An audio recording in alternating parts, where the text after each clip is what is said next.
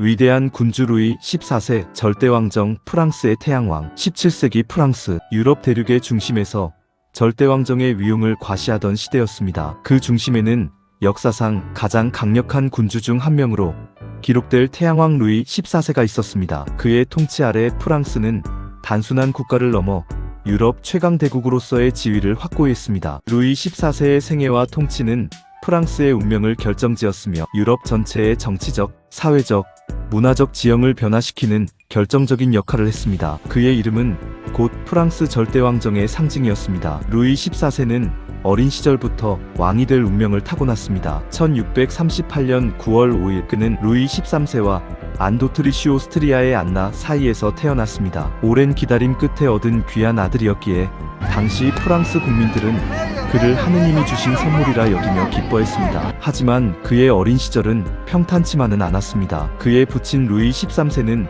그가 겨우 5살이 되던 1643년에 사망했습니다. 어린 나이에 왕위에 오른 루이 14세의 통치는 섭정의 시대와 함께 시작되었습니다. 모후 안도트리슈가 섭정을 맡았고 그녀의 신임을 한몸에 받던 이탈리아 출신 추기경 마자랭이 실질적인 권력을 행사했습니다. 마자랭은 탁월한 외교적 수완과 정치적 감각을 지닌 인물이었습니다. 그는 루이 14세에게 단순히 국사를 보고하는 것을 넘어 통치 기술의 모든 면을 세심하게 가르쳤습니다. 어린 왕은 마자랭 추기경으로부터 국가 운영의 복잡성, 외교의 미묘함, 그리고 권력을 효과적으로 사용하는 방법을 직접 배웠습니다. 이러한 초기 교육은 훗날 루이 14세가 강력하고 독자적인 통치를 펼칠 수 있는 견고한 기반이 되었습니다. 또한 섭정 기간 동안 발생했던 프롱드의 난은 루이 14세에게 절대 권력의 필요성을 각인시키는 중요한 경험이었습니다. 귀족과 고등법원이 왕실에 대항하여 일으킨 이 반란은 어린 루이에게 왕권 강화의 절실함을 깨닫게 했습니다. 그는 재위 내내 다시는 귀족들이 왕권을 위협하지 못하도록 하는데 집중했습니다. 마자랭이 1661년 사망하자 23세의 루이 14세는 직접 통치를 선언했습니다. 그는 짐은 곧 국가다 일테 CEST와라는 유명한 말을 남기며 모든 권력이 왕에게 집중되어야 한다는 자신의 확고한 통치 철학을 만방에 공표했습니다. 이는 단순히 권위주의적 발언이 아니었습니다. 당시 유럽은 여전히 봉건적 잔재와 귀족들의 강력한 세력으로 인해 중앙집권적 통치가 불안정한 시기였습니다. 루이 14세는 이를 극복하고 프랑스를 강력한 단일 국가로 만들기 위해 노력했습니다. 그는 귀족들의 전통적인 권력을 체계적으로 약화시키고 왕실의 권한을 절대적으로 강화했습니다. 지방 분권적인 봉건 체제를 완전히 해체하고 강력한 중앙집권적인 절대왕정으로 전환하는 것이 그의 목표였습니다. 이 과정에서 귀족들은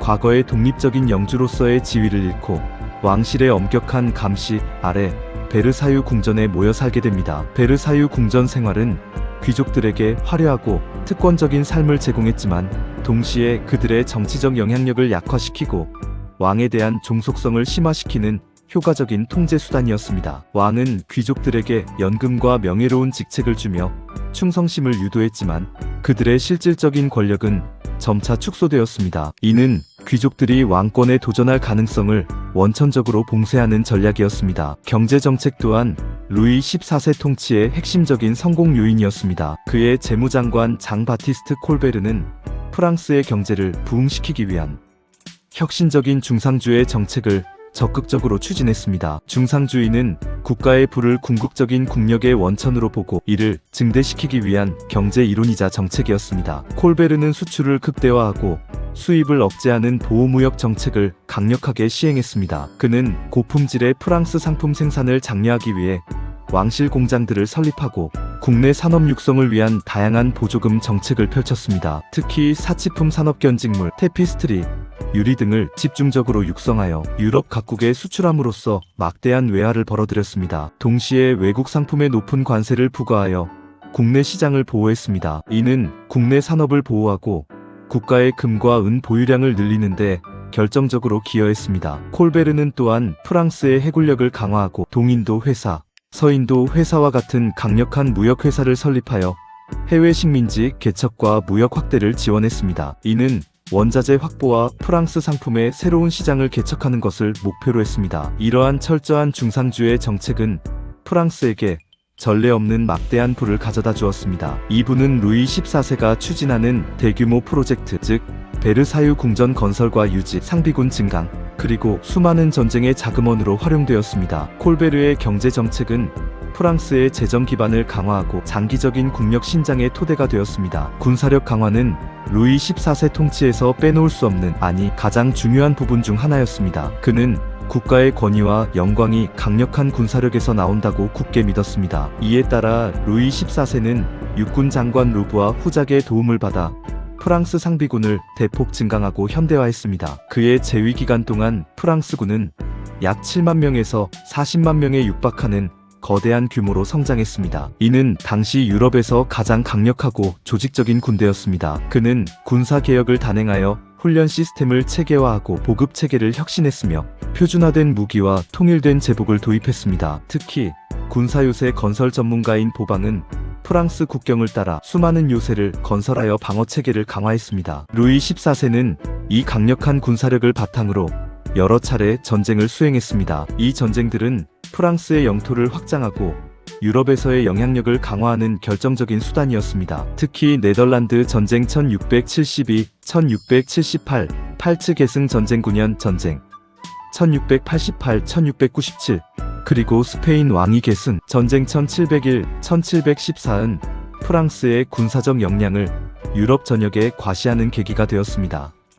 이러한 전쟁들을 통해 프랑스는 알자스, 로렌 일부, 프롱슈콩테 등의 영토를 획득하여 영토를 확장하고 피레네 산맥을 넘어 스페인 왕위의 프랑스 부르봉 가문의 일원을 안치는 등 유럽 정치의 주요 행위자로 자리매김했습니다. 루이 14세의 군사적 성공은 프랑스가 강력한 군사력을 바탕으로 유럽 정치의 중심에 서게 되는 배경이 되었으며 그의 이름 앞에는 위대한이라는 수식어가 항상 따라붙었습니다. 문화와 예술은 루이 14세 시대의 또 다른 황금기를 대변하는 자랑스러운 유산입니다. 그는 단순한 군주를 넘어 예술과 학문의 열렬한 후원자이자 애호가였습니다. 루이 14세는 프랑스 아카데미 ACADMI, 프레네이아이세이를 비롯하여 과학 아카데미, 건축 아카데미, 음악 아카데미 등 여러 왕립 아카데미를 설립하고 재정적으로 지원했습니다. 이는 당대의 가장 뛰어난 예술가, 학자, 과학자들이 왕실의 후원 아래 자유롭게 창작하고 연구할 수 있는 환경을 조성했습니다. 그의 후원 아래 프랑스는 유럽 문화의 중심지로 확고히 부상했습니다. 문학, 연극, 음악, 건축, 회화 등 모든 분야에서 눈부신 발전이 있었습니다. 장 바티스트 르리진 법티스트 엘류엘엘와이는 프랑스 오페라의 기틀을 다졌고 몰리에르의 모에라이레이와 라실러신 같은 극작가들은 프랑스 연극의 황금기를 이끌며 인간 본성에 대한 깊이 있는 통찰을 담은 걸작들을 탄생시켰습니다. 클로드 페롤트는 루브르 박물관의 동쪽 파사드를 설계하여 프랑스 건축의 위대함을 보여주었습니다. 특히 베르사유 궁전은 루이 14세 시대 문화예술의 정점이자 그의 절대 권력을 상징하는 건축물입니다. 원래는 작은 사냥 별장이었던 베르사유를 루이 14세는 약 50년간의 대규모 확장 공사를 통해 세계에서 가장 웅장하고 화려한 궁전으로 변모시켰습니다. 베르사유는 바로크 양식 건축의 최고 걸작으로 평가받으며 그 규모와 화려함은